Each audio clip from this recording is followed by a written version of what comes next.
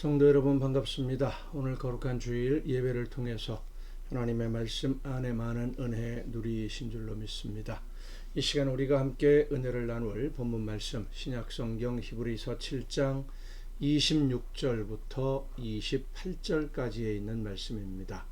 히브리서 7장 26절부터 28절까지에 있는 말씀 봉독합니다. 이러한 대제사장은 우리에게 합당하니 거룩하고 악이 없고 더러움이 없고 죄인에게서 떠나 계시고 하늘보다 높이 되시니라.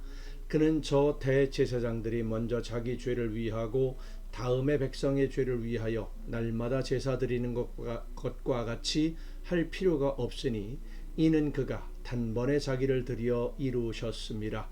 율법은 약점을 가진 사람들을 제사장으로 세웠거니와 율법 후에 하신 맹세의 말씀은 영원히 온전하게 되신 아들을 세우셨느니라. 아멘.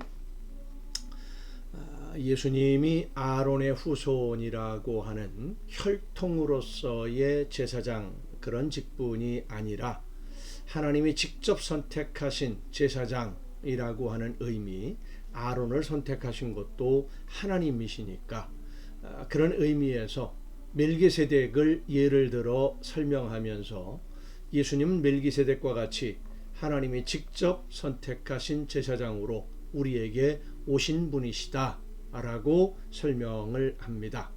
하나님의 아들로 완전한 제사장이며 스스로 제물이 되셨고 완벽한 제물이죠. 온전하고 흠이 없는 완전한 제물로 자신을 드리셨지만 죽음을 이기시고 부활하셨기 때문에 지금도 우리를 위해 하나님께 간구하시는 대제사장으로 일하고 계시고 앞으로도 영원히 모든 사람들을 위해 하나님께 간구하는 우리의 영원한 중보자 대제사장이 바로 예수님이시다 라고 하는 말씀을 이 히브리서는 전하고 있습니다. 이런 대제사장이 영원토록 함께할 대제사장이 우리에게 필요했기 때문에 하나님이 외아들을 예수님을 제사장으로 대제사장으로 이 세상에 보내주셨고 그리고 이 세상 그 무엇으로도 대신할 수 없는 흠이 없는 완전한 제물로 우리에게 보내주신 분이 바로 예수님이시다 라고 하는 말씀입니다. 이 문제는 초대교회의 유대인 성도들에게 유대인 기독교인들에게 매우 중요한 문제일 수밖에 없었습니다. 유대인들은 하나님의 나라를 기다리는 사람들입니다. 그들이 기다리는 하나님의 나라는 오늘 우리가 기다리는 믿고 있는 하나님의 나라 천국 이것과는 차원이 완전히 다릅니다. 바벨론 포로에서 돌아오게 해주신 하나님이 선지자들을 통해서 약속해 주신 말씀, 이스라엘 민족들이 하나님의 말씀을 듣지 않고 우상을 섬기면서 자기 욕심대로만 살아가다가 결국은 하나님의 진노하심으로 하나님에게 외면당하게 되고 전쟁에 지고 성이 무너지고 하나님의 이름으로 세워진 성전도 무너질 것이다 라는 것을 말씀해 줍니다.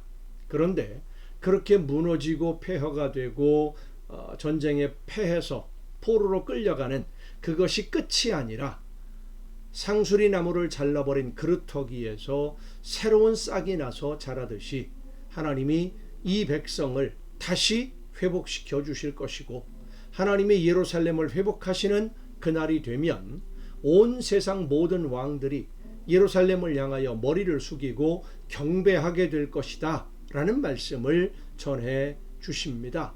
하나님이 회복시켜 주시는 믿음으로 말미암아 살리라. 오직 의인은 하박국서의 말씀이죠.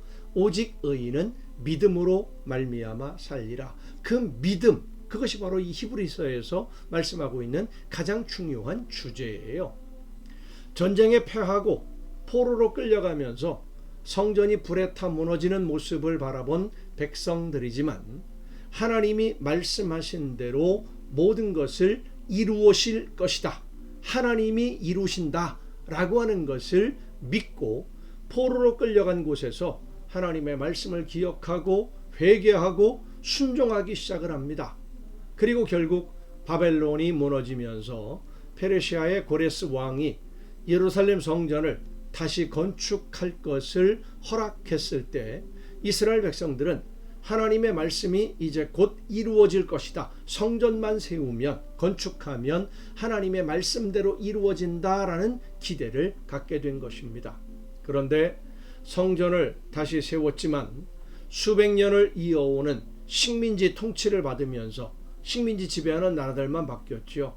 헬라로 바뀌었다가 그리스로 바뀌었다가 로마로 바뀌는 그런 형식으로 식민지 지배하는 나라들은 바뀌면서 계속 통치를 받으면서 하나님의 약속, 예루살렘이 온 세상의 중심이 되는 그 약속이 언제 이루어질 것인지 기대하면서 그 하나님의 날을 기다리던 유대인들, 오직 한 가지만 기다렸거든요.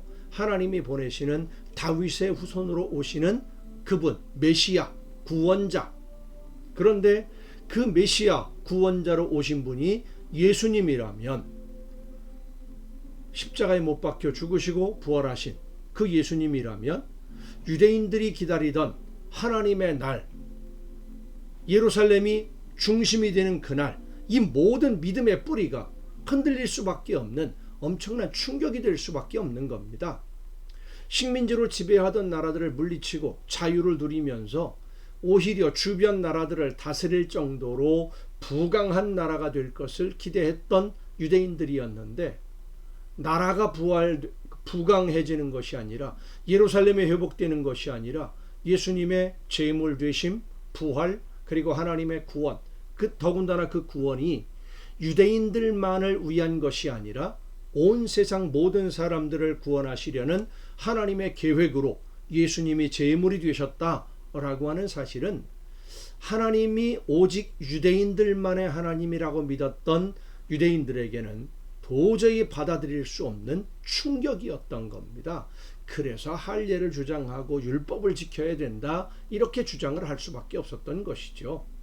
그래서 히브리서는 예수님이 어떤 분이신지를 자세하게 설명을 하는 겁니다. 그리고 하나님의 계획을 설명하죠. 완전한 제사장으로 완전한 제물이 되신 예수님으로 인해서 오늘 우리의 모든 죄가 가리워지고 하나님의 말씀을 듣고 하나님의 뜻을 깨달아 믿는 모든 성도는 하나님의 자녀로 받아들여진다. 이것이 바로 믿음으로 구원받는, 의롭다고 인정함을 받는 히브리서의 주제입니다.